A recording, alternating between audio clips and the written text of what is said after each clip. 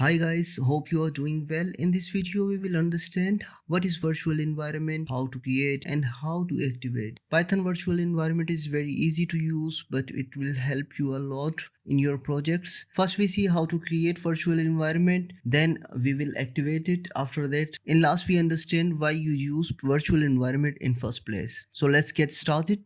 I'm using VS Code here. You can use Microsoft Shell or you can use Microsoft CMD or you can use any command line interface you are using, for example Linux terminal, or you can use any terminal like git bash or anything else. So in this video I'm using VS Code. So here is my terminal. I'm using commands here.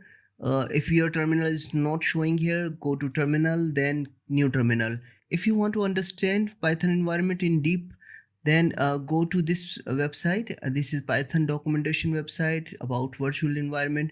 Everything is here. You can read it and understand why you use or how to create and other Python environment stuff here. So let's create virtual environment.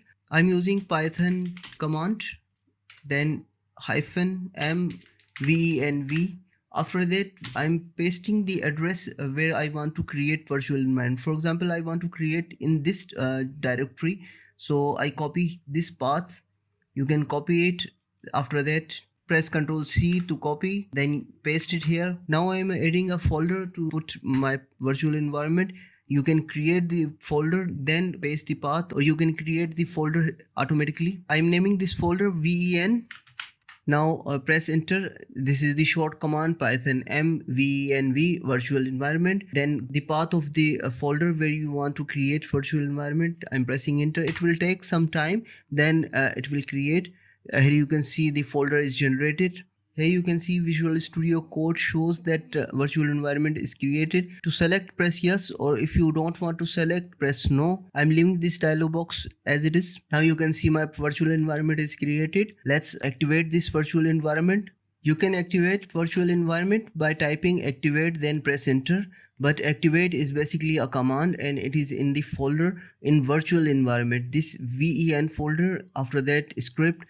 In this folder, here is the command activate. How to activate directly from here? You can type the command with path.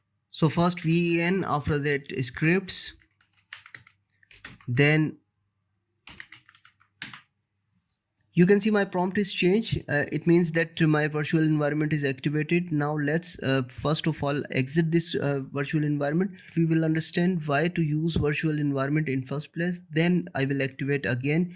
And for exiting, press exit, press enter. Here you can see my terminal is closed and my virtual environment is also closed. I'm activating my virtual environment again by clicking new terminal or pressing Ctrl, Shift and Tilt key. Now let's understand why virtual environment is important. In development with Python or any Python framework, you install tons of libraries to fasten your work. But when you deliver a project to your client, majority of clients require documentation of the libraries. Means that which libraries and which version of these libraries you install for this project so they can use it before deploying to server. So I'm using a pip freeze command to see how many libraries I've installed here globally, because I'm not in virtual environment, I'm in basic terminal. I've typed pip freeze.